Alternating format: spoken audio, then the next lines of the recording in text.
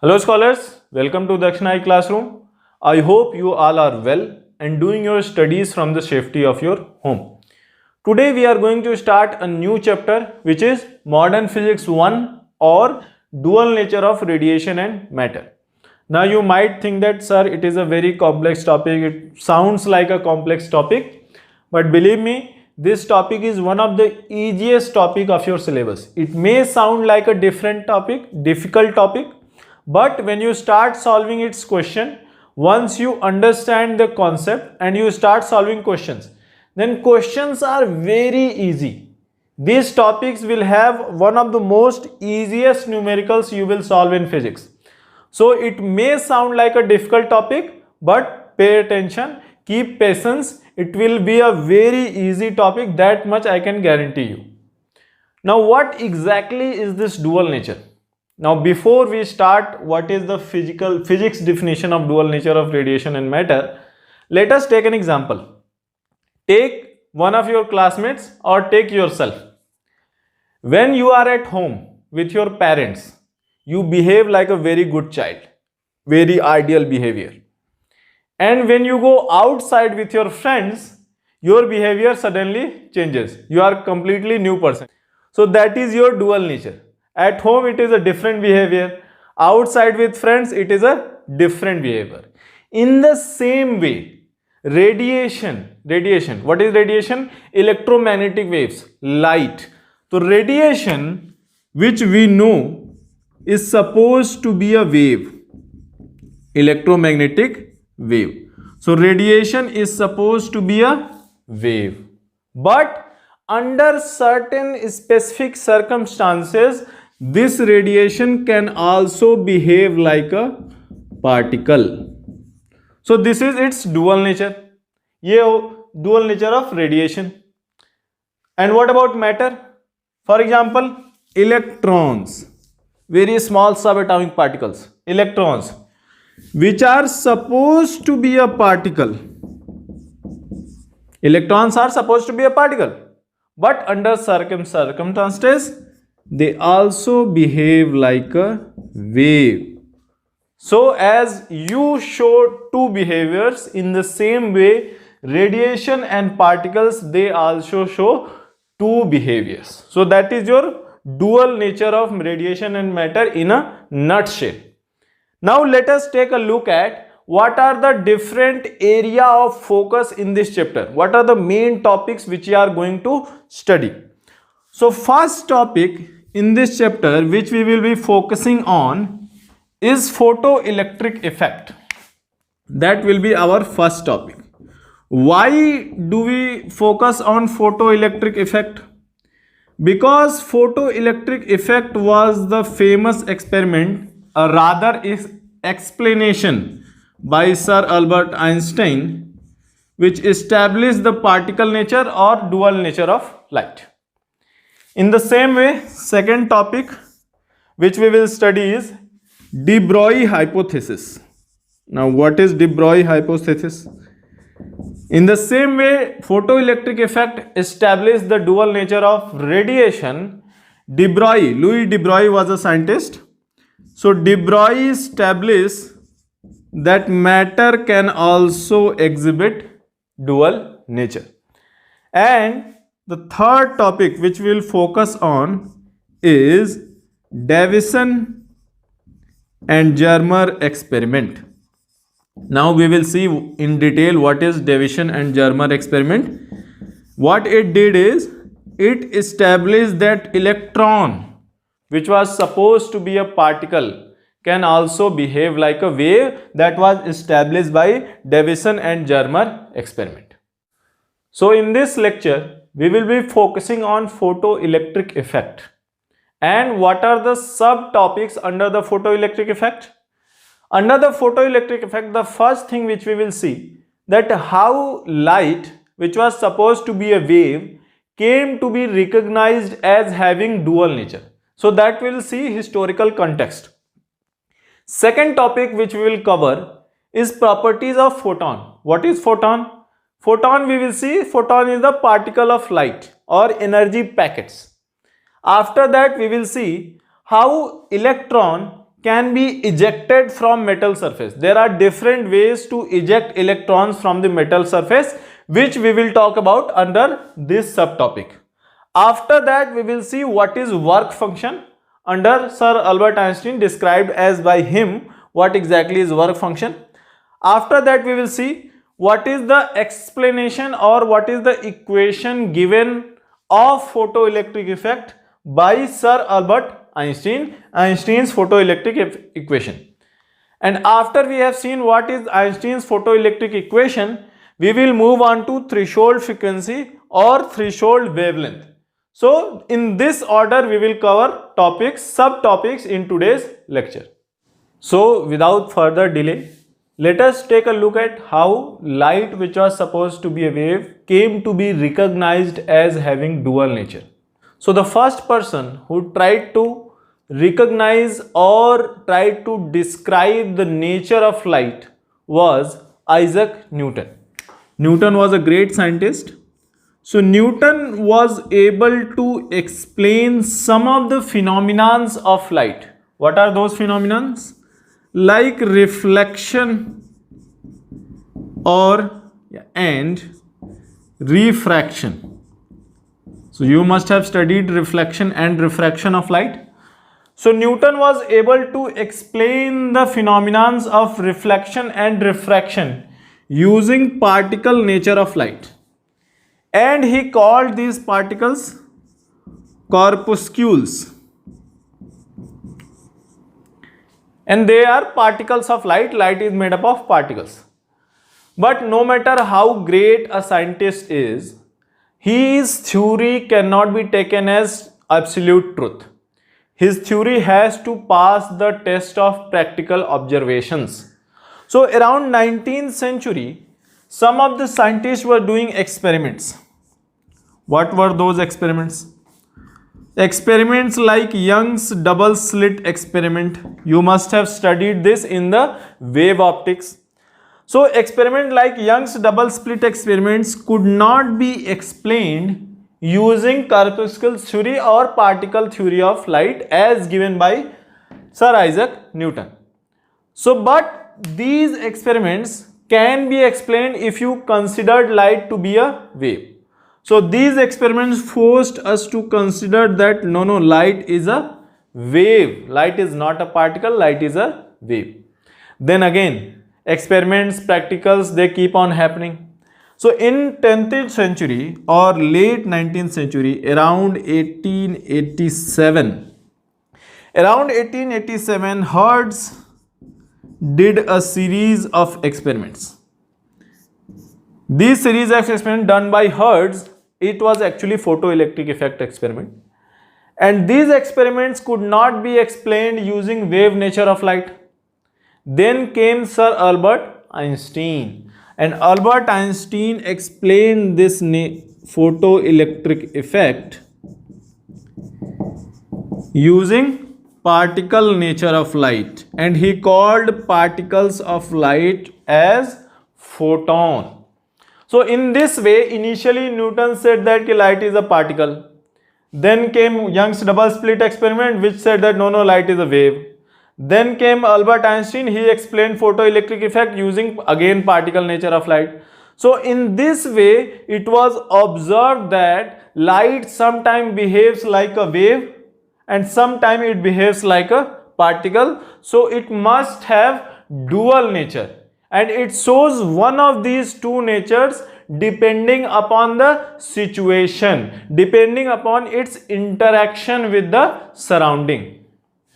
Now, since we are going to focus on photoelectric effect, and photoelectric effect cannot be studied without an understanding of what is the nature of photon as explained by Sir Albert Einstein.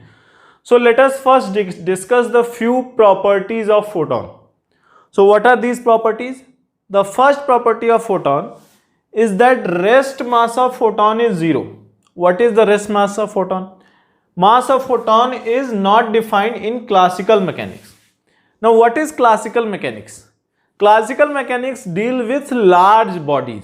As you have studied mechanics 1, mechanics 2, those mechanics as Newton's laws of motion, So those laws, Newton's law 1, 2, 3, or whatever you have studied, that same laws cannot be applied on photon. Remember, I am saying that photon is the particle of light, but it cannot be considered as any other particle. You cannot apply it as F is equal to mass times acceleration, because there is no mass of photon as defined by Isaac Newton, because at the time of Newton there was no photon concept. So in case you are using Newton's law, you cannot use photon and say, sir, F is equal to mass times acceleration, photon should accelerate. That cannot be applicable. In that sense, mass of photon is not defined in classical mechanics, and sometimes it is also called Newtonian mechanics. So in simpler words, you cannot apply laws of motion to the photon. Newton's laws are not applicable. Now, what is the second property? Photons of all color travel with c equal to 299,792,458 meter per second in vacuum. Now, what does it means? Suppose there is a red color light and there is a blue color light. Now, obviously, red color light will have different photon and blue color light will have different photon. But no matter what is the color of light, the photon will travel with same speed. It can be blue color, it can be red color, it can be yellow, it can be violet, it can be green. No matter what is the color of light, the speed of its photons will remain same in vacuum. And when it goes in other mediums, then its speed changes. Now, third property which we should study is photons are neutral in nature. For example, electron has a negative charge, proton has a positive charge, but photons, they do not have any charge. They are not a charged body. They are neutral in nature. They don't have any charge. Now, fourth and the most important property of photon is that the energy and momentum of a photon depends upon frequency or wavelength of light. Now let us try to understand what does it means. For example, you take a red color light. So all the photons of red color light will have same energy, and that energy will depend upon what? Frequency of the red color light or the wavelength of the red color light. It's same thing. And if you take a different color light, for example, you take a blue color light, then all the photons of the blue color light will have same energy, and their energy will depend upon frequency of blue color light or the wavelength of blue color light.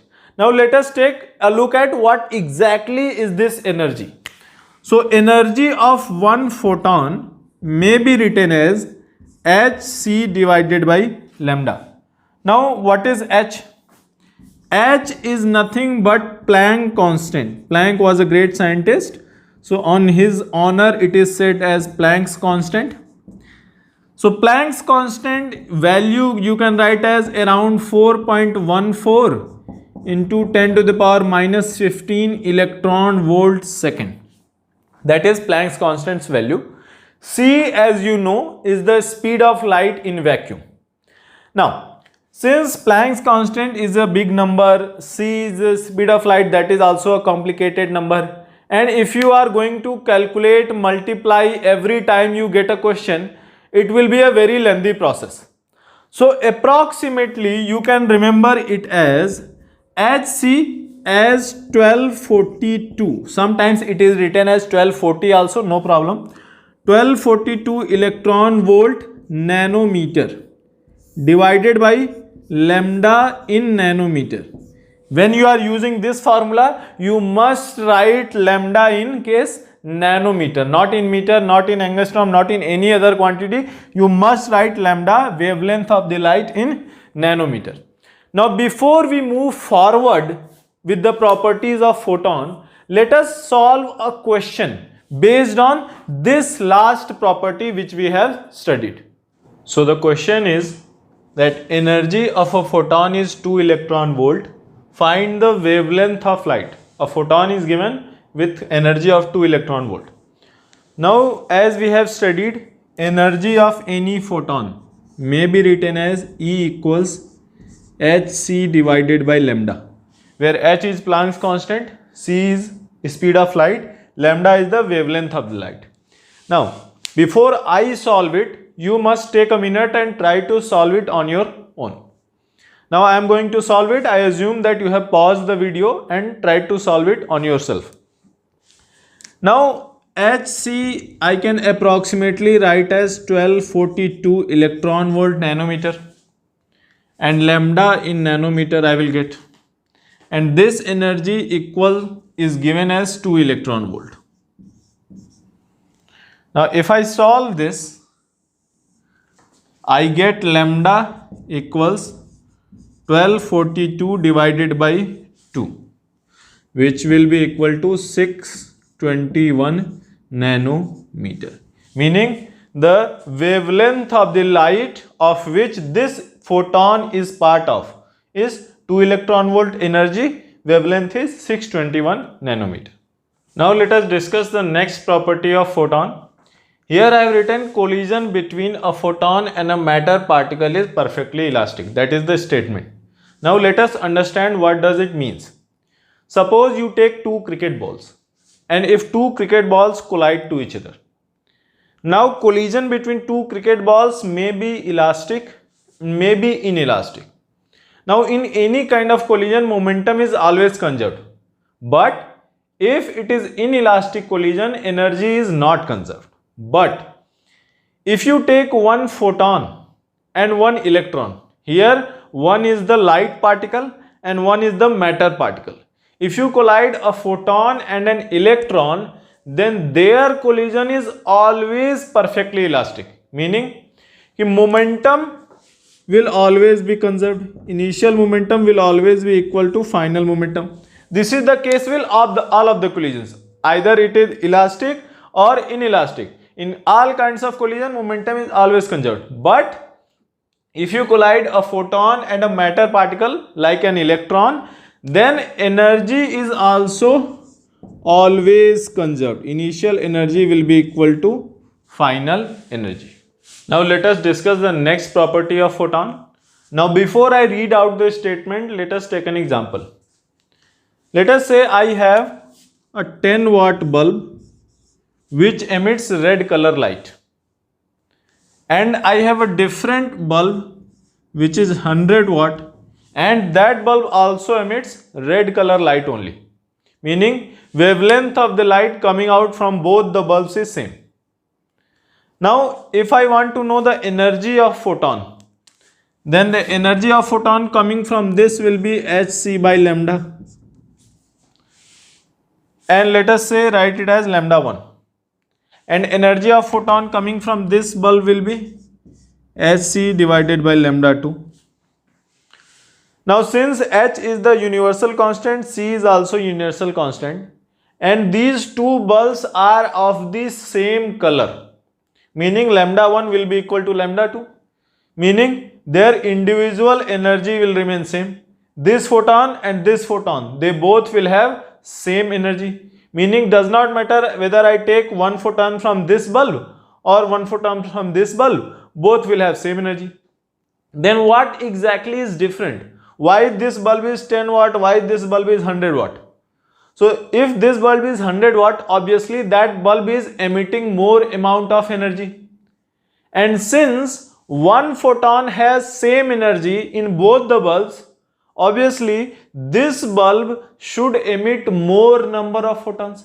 So if I say this 10 watt bulbs emit n1 number of photons per second, and this emits n2 number of photons per second, then you must be able to tell me, sir, this bulb consumes more energy, emits more energy, and one photon has same energy in both the bulbs. So this 100 watt bulb obviously emits more photons compared to the 10 watt bulb. Now let us read the statement. What is the statement? On changing intensity of a given color light, given color light. This is also red, this is also red. On changing intensity, initially 10 watt, finally 100 watt. I am changing the power, changing the intensity. Only number of photons change. This is N1 number of photons per second. This is N2 number of photons per second. Changed. While the energy of individual photons remains same. Since both bulbs emit same color light, whether you take one photon from this or this, does not matter. Both of them will have same amount of energy. Now before we move forward, let us solve a question based on the last property we studied.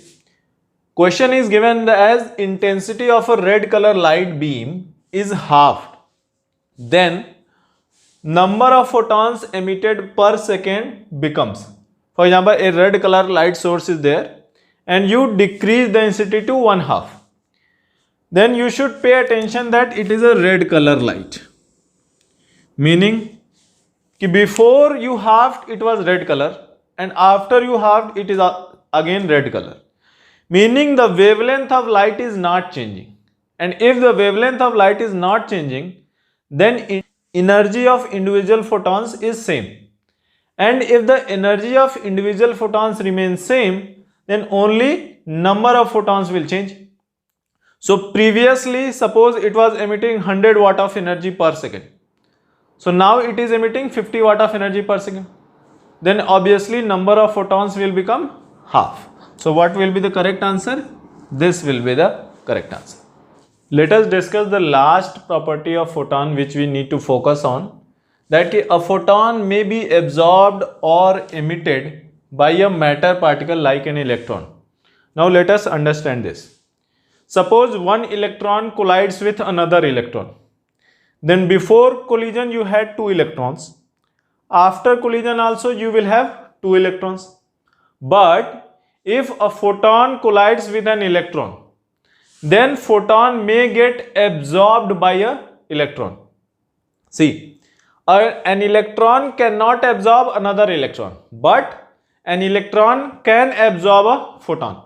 In the same way, an electron cannot emit another electron. If you have one electron, then after some time they cannot become 2 electrons. But if you have one electron, then that electron may emit a photon. So if a photon may be absorbed or emitted by a matter particle like an electron. That is slightly different from 2 matter particles. One matter particle cannot absorb or emit another matter particle, but a matter particle like an electron can absorb or emit an energy particle like a photon. Now as you can see from the diagram here, in a metal lattice there are a lot of free electrons. What are free electrons? Free electrons are free to move around in the metal lattice, and these electrons help us conduct electricity. But those electrons are not free to leave the metal lattice. They cannot leave the metal lattice and go outside. Why? Because as soon as they try to leave the metal lattice pulls them back. Consider it as, for example, you want to throw a ball from Earth's surface. And when you throw a ball upward, as soon as the ball starts going upward, Earth's gravitational pull pulls it back down. Now if you want to throw a ball such that it never comes back, then minimum energy you should provide, and that minimum velocity is known as escape velocity.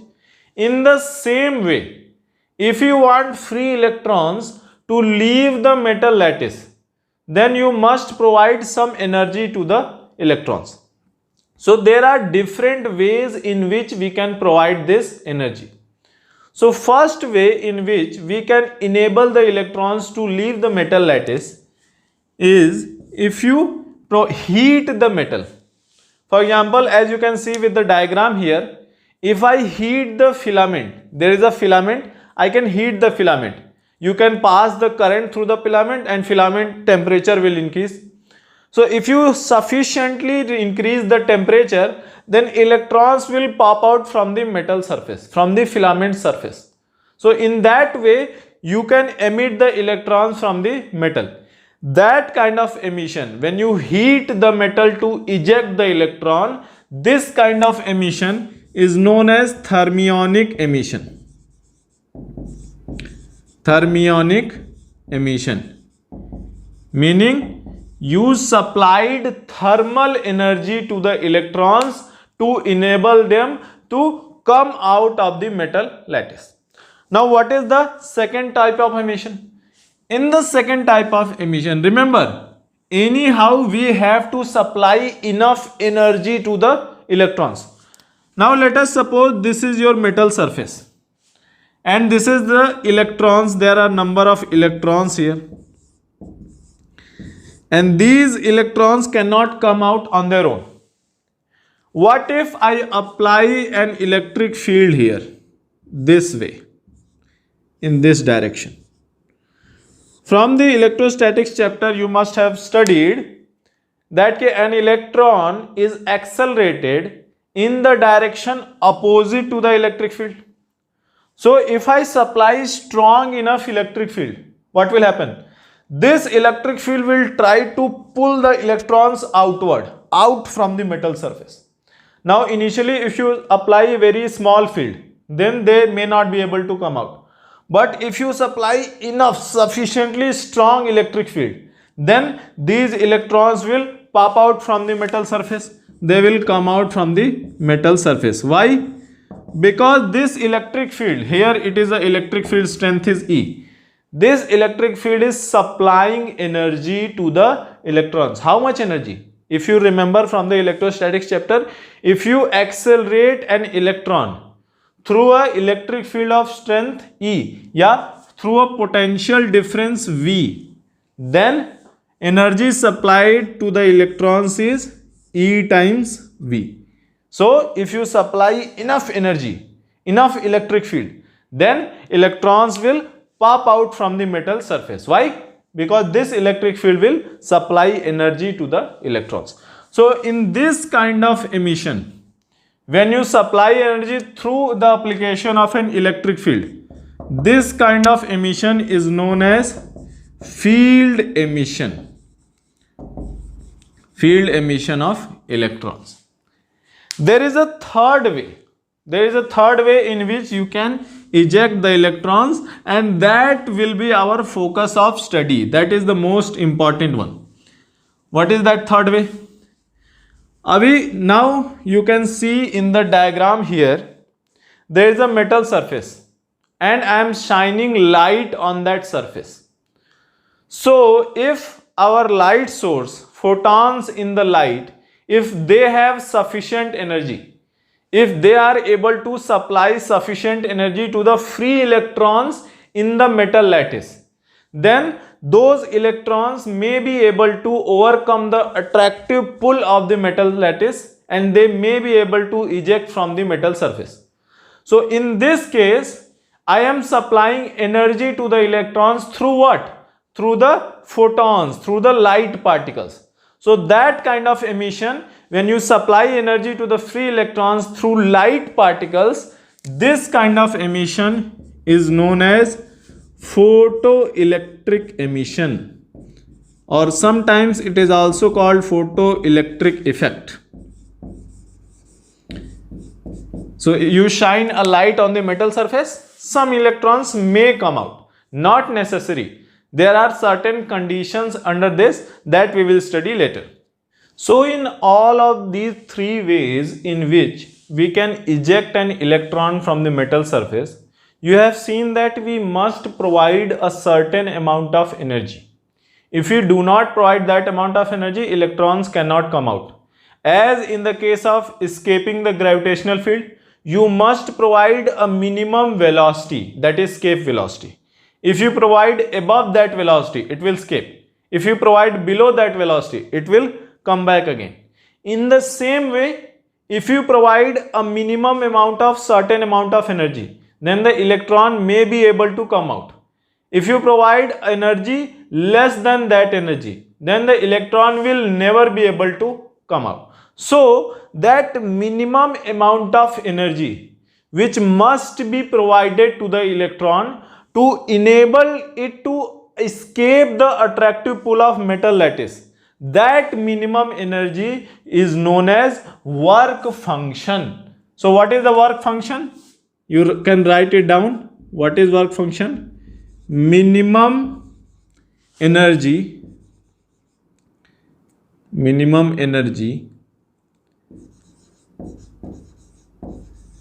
that has to be provided or supplied or given to electron in order to enable it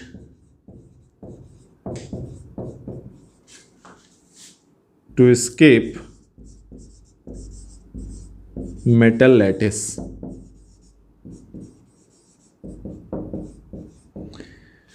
Now this minimum energy, for example lithium lattice, sodium lattice, different metal lattice apply different pull. For example, escape velocity is different from Earth.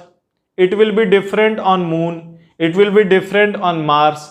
In the same way, this minimum energy which must be provided will be different from lithium, will be different from sodium, and all the metal it will be different. So this work function depends upon what? This work function is the property of metal you are using. If you are using different metal, work function will be different.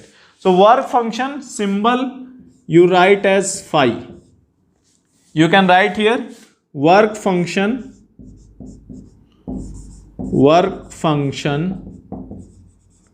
is property of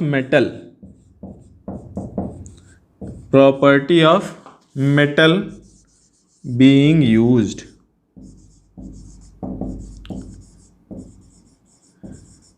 So different metals, different work function. Let us take examples. For example, you take lithium. So for lithium it will be different.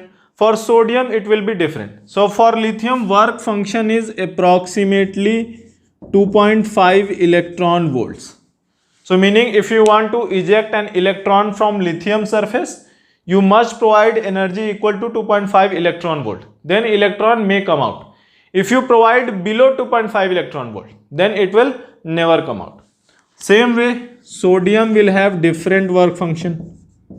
So work function of sodium is approximately 2.3 electron volt, less than. So if you want to escape two electrons, one from sodium, one from lithium, then for lithium you need to provide more energy. For sodium you need to provide less energy. Now as you can see in the diagram here, in a metal lattice there are a lot of free electrons. In a photoelectric process, what you do, you supply energy to these electrons by the way of photons. You bombard that metal lattice with photons, and one photon may collide with one electron and it will supply all of its energy to that electron. Now what happens? When an electron receives energy from the photon, it will try to come out of the metal lattice. But that electron is not alone. That electron is surrounded by other electrons and other metal atoms, metal ions. Now what will happen? As soon as it will try to come out of the metal lattice, it may collide. It may collide with another electron. It may collide with another metal ion. And what happens if two metal particles, one metal ion, one electron, two matter particles collide? Momentum is always conserved, but energy may not be conserved. Meaning, कि an electron received some amount of energy from photon and it set out to come out from the metal lattice. But it started colliding with one ion, then one other electron, then another. So during each collision, it will lose some of its energy. And by the time it comes out of the metal lattice, it would have lost a lot of its energy. So even if each electron receives same energy from photon, because we are using a color of light and every photon will have same energy. So every electron of the lattice will receive same amount of energy, but while they are coming out, one photon, one electron may make different number of collisions. One electron may make different number of collisions, and if they make more number of collisions, they will lose more energy.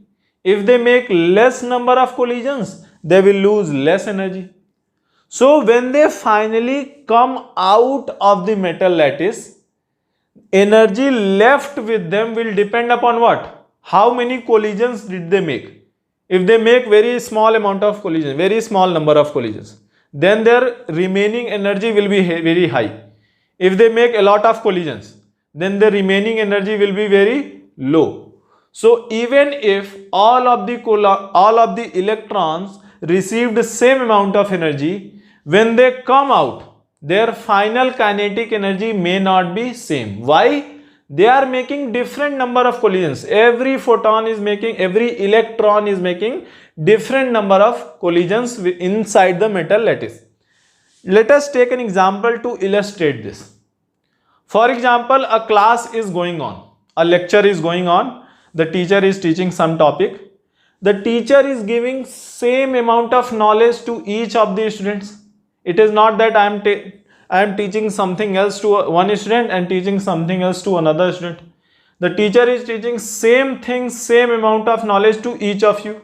But some of you waste this knowledge in other activities. But some of you utilize this knowledge and score good marks. So the teacher supplied same amount of knowledge to each of his students. So here teacher is photon, it supplied same amount of energy to each of the electrons, but some of the electron wasted that energy and some of them did not waste. So if they do not waste the energy, they will score very high marks, very high kinetic energy. But if they waste that knowledge, if they waste that energy, they will come out with very low marks, very low kinetic energy. So let us try to see what is photoelectric equation as given by Sir Albert Einstein. So let us suppose energy of photon, you are using a light source. So energy of photon is h mu or hc by lambda, both are same thing. Mu is nothing but equal to c by lambda. Now let us say energy lost due to collisions, because every electron before it comes out of the metal lattice, it will make certain number of collisions. So energy lost by what? Due to collisions. Energy lost due to collisions will be how much? Let us write it as E dash. And you remember that every metal has some work function, energy, work function, minimum energy which must be provided. So work function. So work function can be written as phi. Now this much energy you provided to the electron. Electron lost this much energy due to collision, and this much energy was utilized to overcome the work function. Then what should be the final energy remaining with the electrons? What is the final energy which remains with the electron? Is energy supplied h mu minus energy lost, which is E dash, minus energy utilized to overcome the attraction of metal lattice. This is the energy remaining.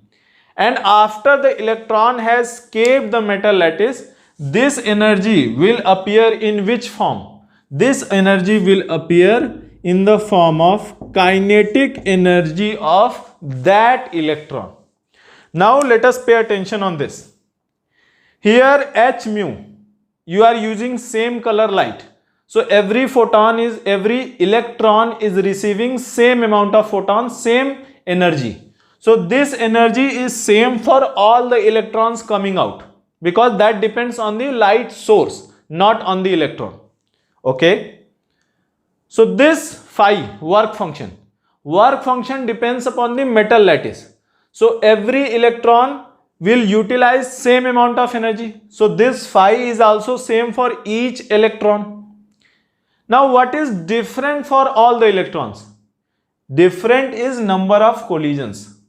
Every electron before coming out makes different number of collisions, meaning energy loss due to collision will also be different, meaning kinetic energy of each and every photoelectron which comes out of the metal lattice will be different. Why? Because this is same for all the electrons, this is same for all the electrons, but energy loss due to collision is different. So now what can be the maximum kinetic energy? How much maximum kinetic energy they can have? Maximum kinetic energy they can have that they do not waste any energy, they do not make any collision, they received the photon and they came out, they did not waste any amount of energy. So if I do not lose any amount of energy due to collision, then my kinetic energy will be maximum. Why? Because this phi cannot be changed, you cannot reduce phi. Work function, you have to provide that much energy to escape. That is the property of metal lattice, you cannot change this. And this is your energy of photon, energy supplied. So only thing you can change, that instead of making a lot of collisions, you can make very few collisions or zero collision.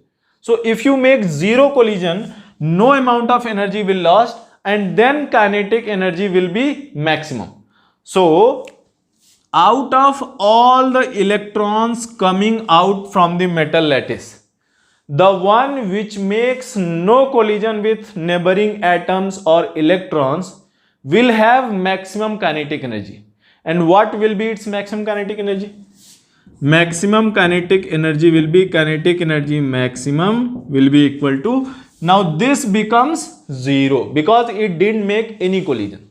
So kinetic energy maximum will be h mu minus phi. So out of all the electrons, the one with no collision will have this energy, and every other electron will have energy less than this kinetic energy. So this kinetic energy maximum equals h mu minus phi. This is your Einstein's photoelectric equation. This equation was provided by Sir Albert Einstein. Meaning, if there is a metal surface, I am supplying energy equals to h mu. Energy of each photon is h mu. Then out of all the electrons coming out from the metal lattice, the one with maximum energy will be equal to how much? This much. And every other electron will have energy equal to or less than this kinetic energy. Energy of the electrons cannot be more than this energy. Before we move forward, let us solve a question based on the previous property which we have studied, that is Einstein's photoelectric equation.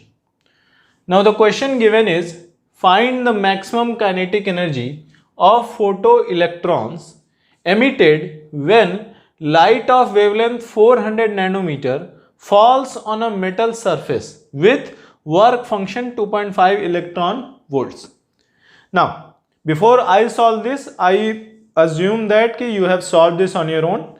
If you have not solved, pause the video, solve it on your own, then only you should see the solution.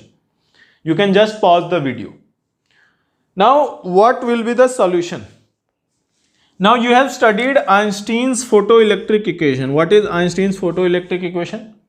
Out of all the photoelectrons coming out from the metal, the maximum kinetic energy will be, kinetic energy max will be h mu, or here wavelength is given, so hc by lambda minus of work function.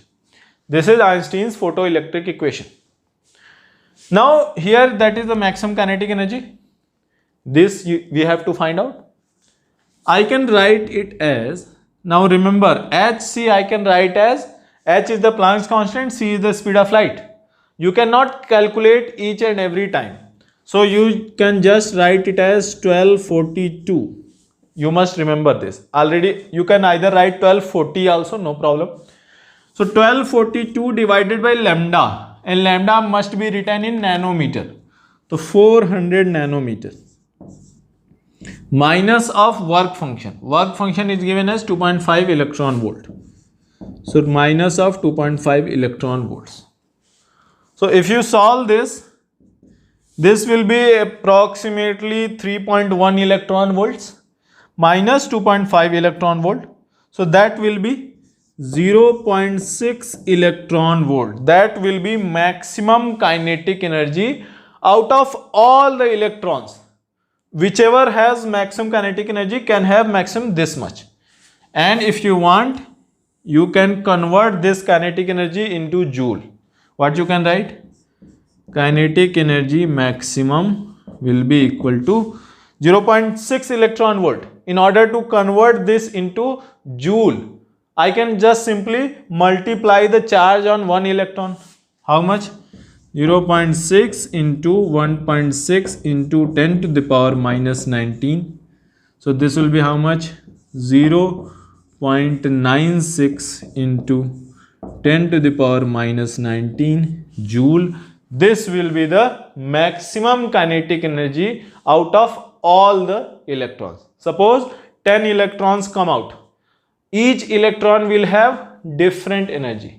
And maximum possible energy of any electron is this much. So let us talk about the last topic of our lecture, that is threshold frequency or wavelength. Now, as in the case of gravitational pull, if you want to escape the gravitational pull, you must throw your object with a minimum velocity, and that velocity is known as escape velocity. In the same way, we have seen that if I want my electron to eject from the metal surface, then I must provide it with a minimum energy, and that minimum energy is known as work function of that metal. So you are providing energy in which form? There are three ways, but our focus is on photoelectric effect. So in case of a photoelectric effect, you are shining a light, and light is made up of energy particles which are known as photons. So one photon provides energy to only one electron. It cannot happen that one electron is receiving energy by two photons. No. One electron will receive energy only by one photon. Two photons cannot provide energy to the same electron. So if one photon is providing energy to only one electron, then that energy must be sufficient, must be greater than work function. So if you want your electron to eject, then energy of your photon, h mu, only one photon per electron, then energy of photon must be greater than work function, greater than or equal to work function of the metal. And I can also write it as mu must be greater than or equal to work function divided by Planck's constant. Meaning कि the light source you are using to observe the photoelectric effect, the frequency of that light source must be greater than or equal to work function of the metal used divided by Planck's constant. So what is the minimum frequency I can use? This minimum value can be how much? Minimum value mu naught can be how much? Phi divided by h. And what will happen if I use frequency less than this frequency? If you use frequency less than this, then the photon will strike the electron. Electron will absorb the photon, but electron will not have sufficient energy to come out. And it will lose all of the energy in number of collisions. It will collide with another electron, it will collide with another atom, and it will lose all of its energy, and it will not be able to come out. So if you want photoelectric effect to happen, then you must use light source with a frequency at least how much? Mu naught equals to work function divided by h. So this minimum frequency which must be used is known as what? Threshold frequency. Now, what will happen below this and above this? Below this frequency, energy of the photon is less than work function. So it will not happen. Above this frequency, energy of the photon is greater than work function. So it may happen. So you should always use a frequency greater than threshold frequency. In the same way, you can write threshold wavelength. How? Same thing, a little different way of writing, that's it. Here, h mu is the energy of photon. Energy of a photon can also be written as hc by lambda. And if work function should be this, and if photoelectric effect has to happen, then the energy of photon must be greater than or equal to work function of the metal phi. And here lambda, if I rearrange this, I can also write it as lambda should be less than or equal to hc divided by phi. See, lambda here, hc here. So lambda less than or equal to hc by phi.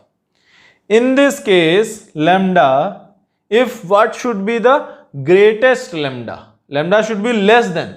So what should be the greatest lambda possible? So greatest lambda possible will be lambda naught equal to hc by phi. So this lambda naught is known as threshold wavelength.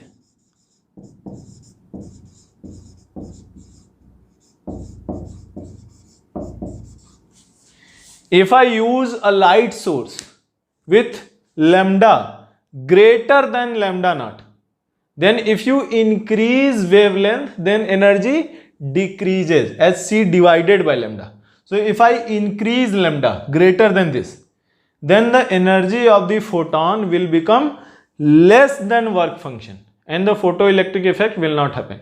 So in case of a wavelength, if you use above threshold wavelength, then the photoelectric effect will not occur. If you use below threshold wavelength, then the photoelectric effect will occur. But in case of a frequency, if you use above frequency, then higher energy, meaning photoelectric effect will happen. If you use below threshold frequency, then less energy, meaning photoelectric effect will not happen. So in case of a wavelength and frequency, situation is slightly different. Wavelength should be smaller than threshold and frequency should be greater than threshold frequency. So let us solve this question based on threshold wavelength and frequency. Before I solve this, I implore you to pause the video, try to solve it on your own and then see the solution. What is the question? Which of the following wavelength light you should not use? You should not use in a photoelectric effect experiment with lithium. So out of these 4 wavelength light given, which one I should not use? Meaning, if I use that wavelength, then photoelectric effect will not occur. Then in order to solve this question, how I should do it? I should find the threshold wavelength of lithium. And I know that if I use wavelength below threshold wavelength, then the photoelectric effect will occur. If I use above threshold wavelength, then photoelectric effect will not occur. Then which one I should not use? Whichever wavelength is greater than threshold wavelength, that one I should not use. So let us find the threshold wavelength. So you know that lambda naught is nothing but hc divided by phi, work function. So what is lambda naught? Lambda naught will be equal to hc. Hc value you can write 1242. And work function, here it is lithium. Work function of lithium is 2.5 electron volt. So 2.5. If you solve this, this will come out to be 496 nanometer. So in case of lithium, my threshold wavelength is 496. So if I want photoelectric effect to happen, then I can use any wavelength below threshold wavelength, and I cannot use any wavelength above threshold wavelength. So out of the given 4 options, 450, which is less than 496, photoelectric effect will happen. 400 will happen. 500, greater than threshold wavelength, so photoelectric effect will not occur. 200 will occur. So which one I should not use? 500 nanometer. This one I should not use in a photoelectric effect with lithium. So I hope all of you understood these topics and you were able to solve the questions. These are very easy topics, very easy questions. In the next lecture, we will be talking about a few other aspects of photoelectric effect and questions based on those topics. Until then, keep revising your topics, keep revising your questions, and be safe at your homes.